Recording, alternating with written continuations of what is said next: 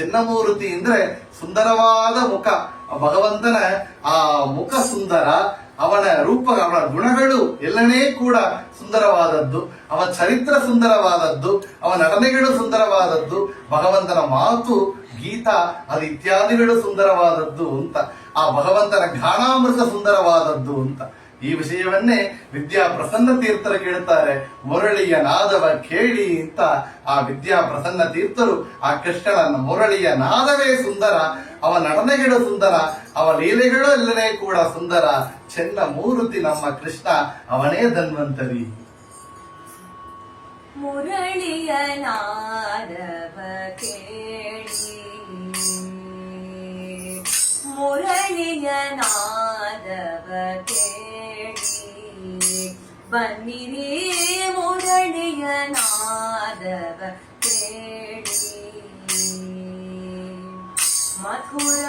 ಮಥುರಾನಾಥನು ಮುರಳಿಯ ನೂದಲು, ಮಥುರಾನಾಥನು ಮುರಳಿಯ ನೂದಲು, ಸುರಿಯುತ್ತಾನಂದ ಜಲ ನಯನದಲ್ಲಿ ಮುರಳಿಯ ನಾದವ ಕೇಳಿ.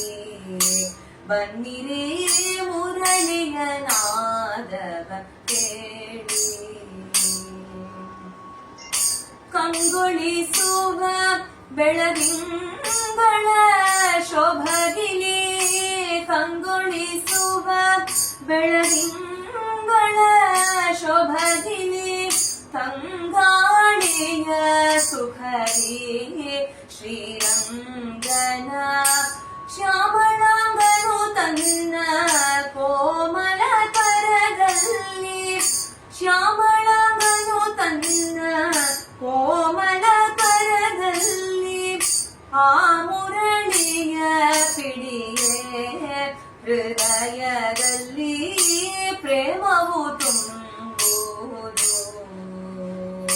ಬನ್ನಿರಿ ಮುರಳಿಯ ನಾದವ ಕೇಳಿ, ಬನ್ನಿರಿ ಮುರಳಿಯ ನಾದವ ಕೇಳಿ. ಪಂಚಬಾಣನ ಪೀಠ ಮುರಳಿಯ ಮಧುರಸ, ಪಂಚಬಾಣನ ಪೀಠ ಮುರಳಿಯ ಮಧುರಸ, ಹಂಚಲೆ ನಮಗೆ ರೋಮಾಂಚನಾಗುವುದು. ರಜನಿಕಾಂತನ ಕುಲದಲ್ಲಿ ಜನಿಸಿ, ರಜನಿಕಾಂತನ ಕುಲದಲ್ಲಿ ಜನಿಸಿ, ಬ್ರಜ ಜನಗಣಿಗಧಿಕಾರ ಪ್ರಸನ್ನನ, ರಜನಿಕಾಂತನ ಕುಲದಲ್ಲಿ ಜನಿಸಿ, ಬ್ರಜ ಜನಗಣಿಗಧಿಕಾರ ಪ್ರಸನ್ನನ ಮುರಳಿಯ ನಾದವ ಕೇಳಿ. ಬನ್ನಿರಿ ಮುರಳಿಯ ನಾದವ ಕೇಳಿ, ಬನ್ನಿರಿ ಮುರಳಿಯ ನಾದವ ಕೇಳಿ.